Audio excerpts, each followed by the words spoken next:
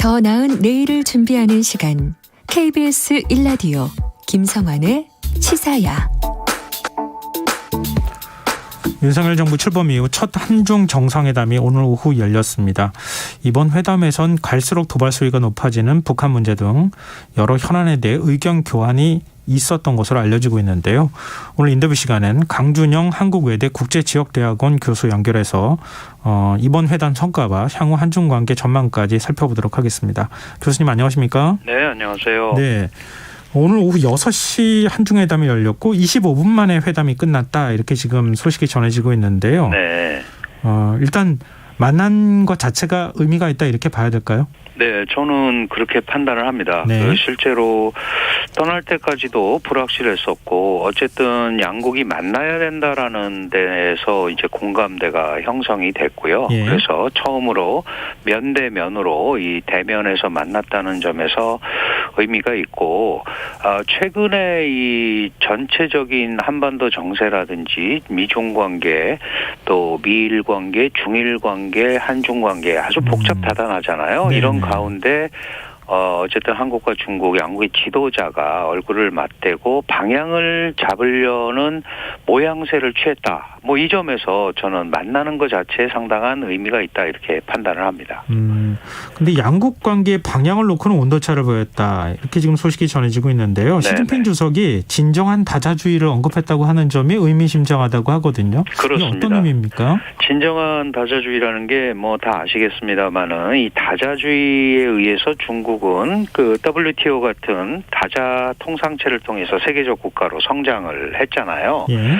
그래서 이 진정한 다자주의라는 거는 전 세계가 호혜평등으로 공평하게 움직이는 그런 메커니즘인데 예. 최근에 그 미국의 행보는 다자주의를 빙자한 집단주의다. 그러니까 미국의 가치와 규범과 동맹 뭐 이런 것들을 통해서 여러 나라를 끌어들여서 다자주의인 것처럼 보이지만 실질적으로는 소집단주의고 분열주의다. 이런 표현을 하는 겁니다. 그러니까 진정한 다자주의라는 것은 한국이 최근에 미국의 경사대에 있고 그것이 다자주의라는 이름으로 비춰지지만 실제로는 집단주의가 될 수 있으니 그러지 않았으면 좋겠다라는 거의 우회적 표현이죠. 예. 아마 중국은 계속해서 이 다자주의 움직임을 외교적으로 언급을 할 수밖에 없는 그런 상황인 것 같습니다. 근데 참 외교적 수사라고 하는 게 좀 뜯어보고 이게 불만의 표시인지 아닌지 이렇게 좀 살펴봐야 되는 측면이 있잖아요. 그렇습니다. 단어 하나만 가지고도 저희가 판단하기 좀 어려울 것 같은데 네네. 윤석열 대통령은 보편적 가치, 상호주의를 강조했다고 해요. 네네. 이 정반대 메시지라고 이해해도 되는 겁니까? 사실은 보편적 가치라는 거는 이제 우리가 보통 미국식의 서방 위주의 그런 개념이겠죠. 민주, 자유, 인권, 평등, 개방 뭐 이제 이런 것들이 우리가 보통 얘기하는 이제 보편 가치거든요. 네. 이 보편 가치는 사실은 중국은 보편 가치가 없다 이렇게 얘기할 수는 없습니다. 왜냐하면 자기 나름대로 그게 있기 때문에. 네. 다만 사회주의 국가들과 민주, 자유, 시장 경제 국가들과는 제도와 가치 측면에서 분명한 차이가 있는 거죠. 그런데 우리 지금 현재 윤석열 대통령 정부는 기본적으로 전 세계가 공유할 수 있는 보편적 가치와 규범 이거에 의해서 형성된 국제 질서에 한국은 동의한다. 이제 이런 표현이란 말이죠. 그렇다니 네. 그렇게 보면 거꾸로 이 보편적 국제 질서에 이 편입되지 않은 이런 뭐 대표적인 국가들이 중국, 러시아, 북한, 뭐 이란 이런 데 아니겠습니까? 네네. 그러니까 사실은 중국 입장에서 들으면 어쩌면 그러면 우리를 배제하겠다는 거 아니냐, 또는 중국이 이런 보편 질서를 존중하면서 같이 움직여야 되는 거 아니냐, 이제 이런 쪽의 말로 충분히 들을 수 있는 건데요. 우리는 어쨌든 그런 의미에서 그렇게 이미 시작을 했기 때문에 계속해서 그 올 초부터 그런 얘기를 계속했죠. 당선되기 전부터도 보편 가치를 강조하면서 그게 이제 중국이 볼 때는 미국적 가치에 손을 들어주는 것처럼 계속 이제 중국은 읽고 있는 거다, 이렇게 볼 수 있습니다.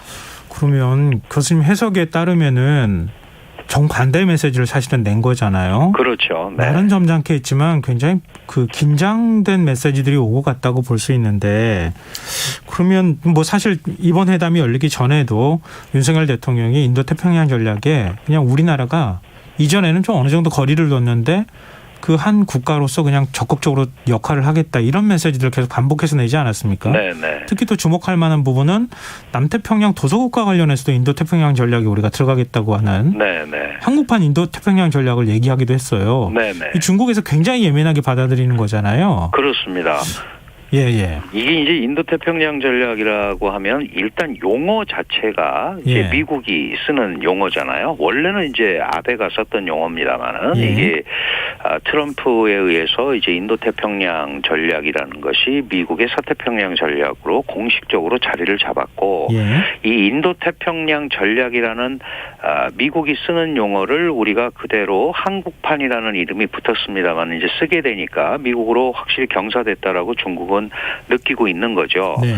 다만 이제 이 한국판 인도태평양 전략이 강조하는 것은 사실은 남방 정책입니다. 남쪽 지역과 잘 지내서, 이게 원래 MB 때부터 이 편중된 4강 외교의 편중에서 좀 벗어나자, 그래서 이제 남방 외교를 주창을 했었고, 그 이후에 문재인 정부는 이 앞에 신자를 붙여서 신남방 정책 이렇게 썼던 겁니다. 네. 그런데 지금 이 용어를 선택을 다른 걸 해야 되는데 인도태평양 전략이라는 걸 갖다 쓰고 앞에다가 우리가 11일에 이제 한국판이라는 걸 갖다 붙였단 말이죠. 근데 네. 중국이 볼 때는 별 차이가 없는 거예요. 여기에다가 지금 말씀하신 이 도서국가들, 지금 사실은 이 태평양 도서국가들을 둘러싸고 미중의 그 소위 힘겨루기가 상당하거든요. 예. 그런데 우리도 여기에 이제 참여한다. 그렇게 보면 중국이 볼 때는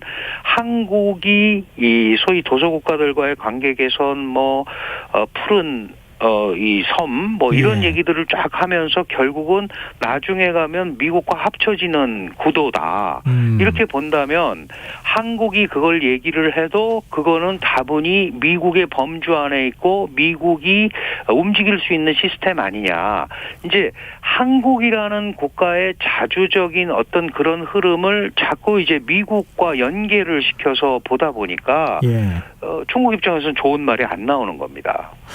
지금 이제 그 말씀도 하셨지만 그래서 사실은 쿼드에 호주가 들어가 있는 것이기도 하잖아요. 네네. 그만큼 민감한 문제이기도 한데, 근데 사실은 좀 그래서 적지 않은 분들이 좀 걱정을 하셨을 것 같아요. 이번에 한중 정상회담 분위기 안 좋으면 어떡하나.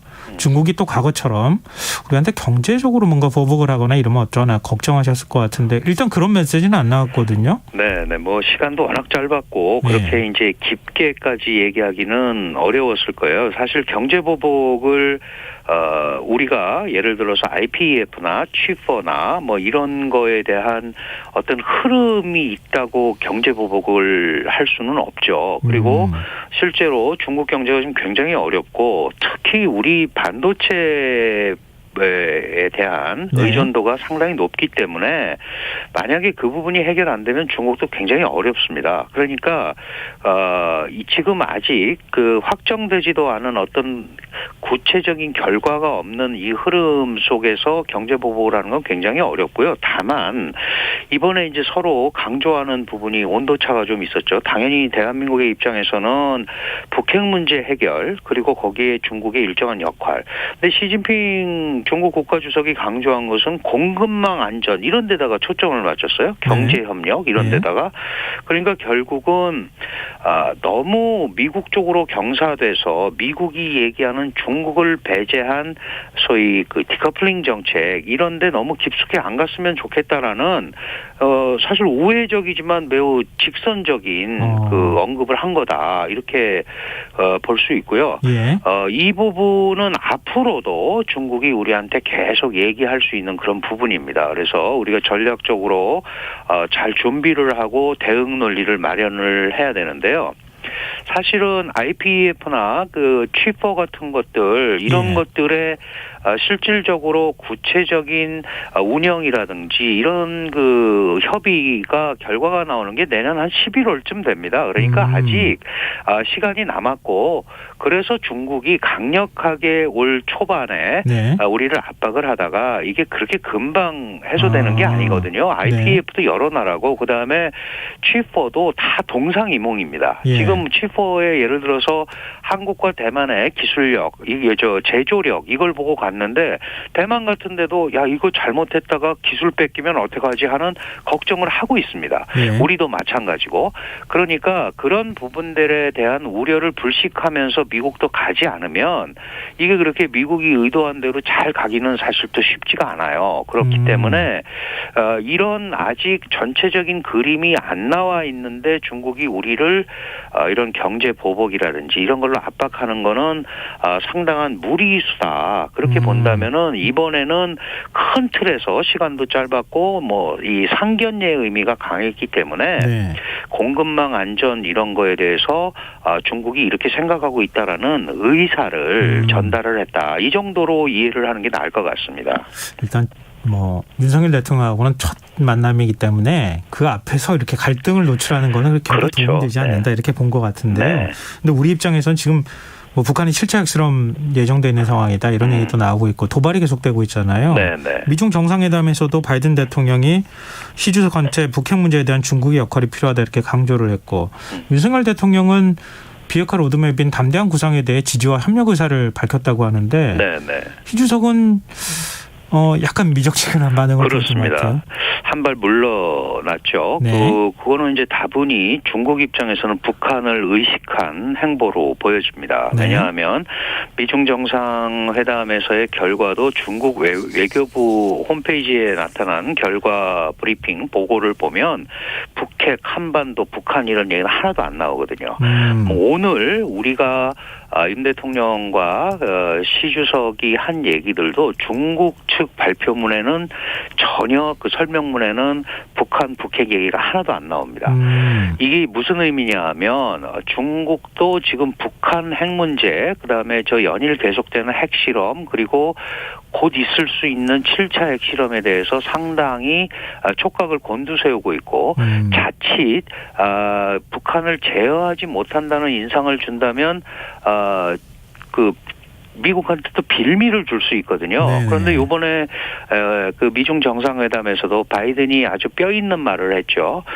중국이 북한에 얼마나 영향력을 끼치는지는 알 수 없지만 이런 표현을 했단 말이죠. 과거에는 중국이 안 나서서 북한이 저렇게 핵을 지금 보유하는 그런 상황까지 왔다라고 얘기를 했었는데 이번에는 사실은 중국의 역할이 분명하지 않으면 미국은 미국식으로 북한 문제를 풀겠다. 이렇게 사실은 표현을 한 거예요. 그러니까 지금 현재 중국의 입장에서 이 부분에 대해서 어떤 반응을 해야 될지 직접적으로 얘기하기가 굉장히 어려운 면이 있었을 거고 그래서 윤 대통령이 북핵 문제에 대한 도움을 요청했을 때 사실은 예전에 했던 말을 반복하면서 약간 또 동문서답 형태로 한 경우가 이제 그 케이스고요. 특히 미중 정상회담에서 뭐 사실은 다 자기 얘기를 했지만 한 가지 합의한 게 있습니다. 우크라이나 사태에 러시아의 핵 사용을 반대한다에 합의했다. 그런데 지금 이런 상황인데 북한은 핵실험을 하려고 하고 있단 말이죠. 그리고 위협하고 있잖아요. 전술핵 배치가 다 끝났고 또 또 핵무력법에 의해서 언제든지 핵을 사용할 수 있는 법제화까지 했단 말이죠. 예. 그렇다면 지금 미국과 같이 국제적으로 핵 사용 금지를 천명하고 있는데 북한이 핵실험을 한다? 그리고 핵 보유국을 자처한다? 이거는 사실은 중국한테는 큰 부담이 될 수밖에 없는 상황이거든요. 알겠습니다. 그래서 지금 전략적으로 여기에 대해서 답을 하는 게 또는 뭐 과거처럼 유관 각국이 잘 조심해서 풀어가야 된다. 대화와 협상 이런 말 하는 것조차도 굉장히 꺼렸다. 알겠습니다. 이렇게 볼 수 있습니다. 네, 일단 굉장히 조심스럽게 일단 첫 회담을 가졌다 이렇게 봐야 될 것 같고 본 게임은 조금 더 있어야지 우리가 알 수 있겠다는 그럼요. 생각이 네네. 드네요. 네, 오늘 말씀 고맙습니다. 네, 감사합니다. 네, 지금까지 강준영 한국외대 국제지역대학원 교수였습니다.